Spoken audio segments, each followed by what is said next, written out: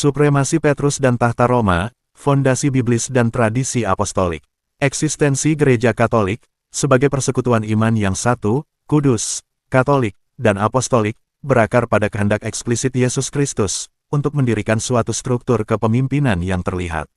Pusat dari struktur ini adalah jabatan Petrus, yang dirancang untuk menjamin kesatuan ajaran, dan kegembalaan di seluruh dunia. Sejarah keselamatan menunjukkan, bahwa peran Petrus bukan sekadar kehormatan pribadi, melainkan sebuah jabatan atau ofis yang bersifat institusional dan berkelanjutan, yang pada akhirnya menemukan pusat definitifnya di Roma. 1. Fase prafigurasi dan penetapan identitas. Keutamaan Petrus bukanlah sebuah kebetulan sejarah, melainkan sebuah rancangan yang dipersiapkan oleh Kristus sejak awal karyanya. Pemilihan nama yang profetik, lihat Yohanes 1 ayat 42. Saat pertama kali bertemu, Yesus mengubah nama Simon menjadi Kefas, batu karang.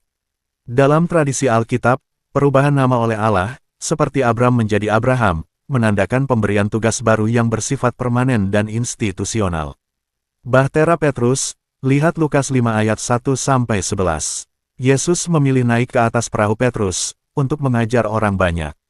Peristiwa ini melambangkan gereja sebagai nafis petri atau bahtera Petrus, di mana Kristus mengajar dunia, melalui otoritas yang duduk di atas tahta Petrus.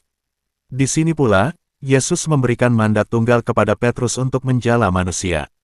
2. Fase konstitusi, penyerahan kuasa kunci dan otoritas hukum.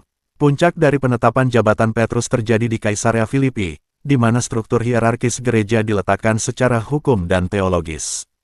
Batu karang fondasi, lihat Matius 16 ayat 18. Engkau adalah Petrus, dan di atas batu karang ini aku akan mendirikan jemaatku. Kristus menjamin, bahwa kekuasaan maut tidak akan menguasai gereja, yang dibangun di atas fondasi personal Petrus ini. Tipologi kunci kerajaan, lihat Matius 16 ayat 19. Yesus memberikan kunci kerajaan sorga.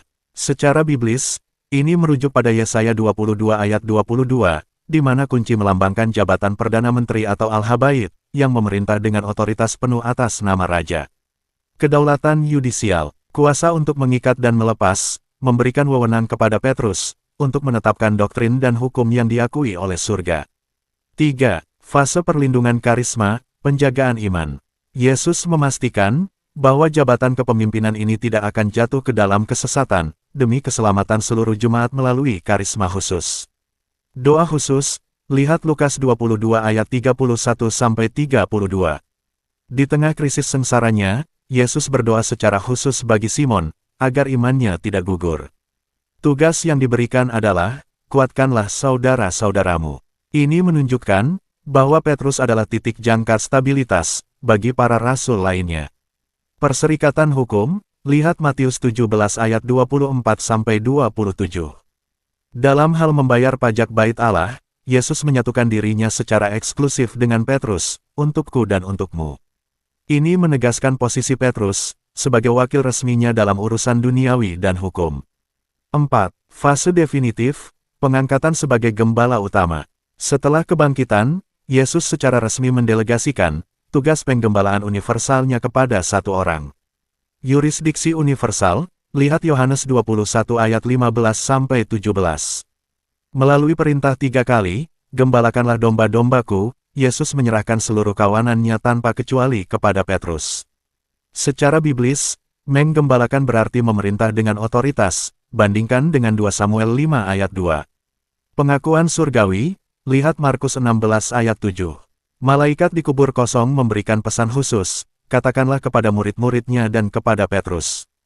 Pembedaan ini menegaskan, bahwa dalam tatanan surgawi, Petrus tetaplah pemimpin yang utama dari kelompok tersebut. 5. Fase manifestasi, kepemimpinan dalam gereja perdana. Kisah para Rasul mencatat, pelaksanaan praktis dari otoritas utama, yang telah diterima Petrus di dalam jemaat awal. Suksesi apostolik, lihat Kisah para Rasul 1 ayat 15-26. Petrus memimpin prosedur hukum untuk menggantikan posisi Yudas Iskariot, menunjukkan otoritasnya atas susunan para rasul.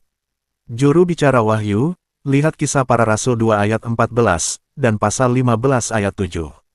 Petrus adalah yang pertama membuka pintu iman bagi Yahudi, yaitu saat Pentakosta, dan non-Yahudi, yaitu Kornelius.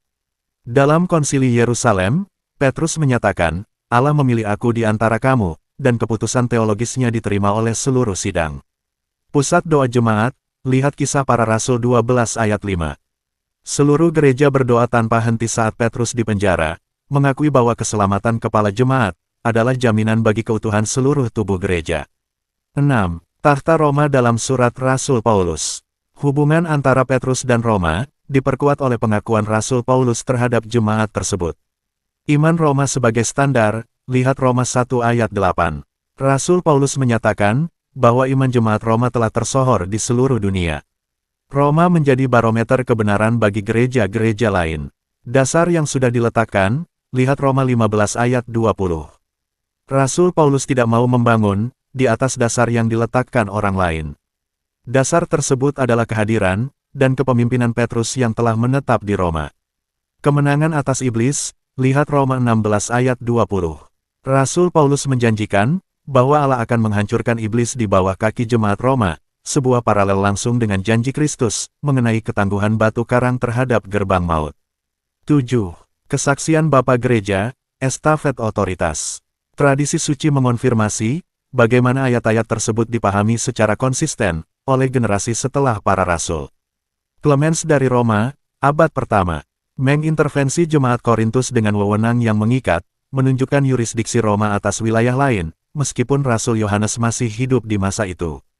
Ignatius dari Antiokhia, abad kedua, menyebut Roma sebagai gereja yang mengetuai dalam kasih, posisi primat yang tidak ia sematkan kepada gereja manapun selain Roma. Irenaeus dari Lyon, abad kedua, menegaskan bahwa karena asal-usulnya yang lebih unggul, setiap gereja dimanapun harus setuju dan bersatu dengan gereja Roma, guna menjaga kemurnian tradisi apostolik. Kesimpulan, seluruh jalinan bukti biblis dan historis ini membentuk satu kebenaran teologis yang tak terpisahkan.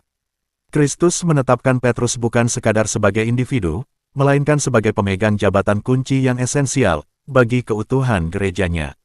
Karena gereja dijanjikan akan berdiri teguh hingga akhir zaman, maka jabatan Petrus pun harus diteruskan melalui suksesi yang sah.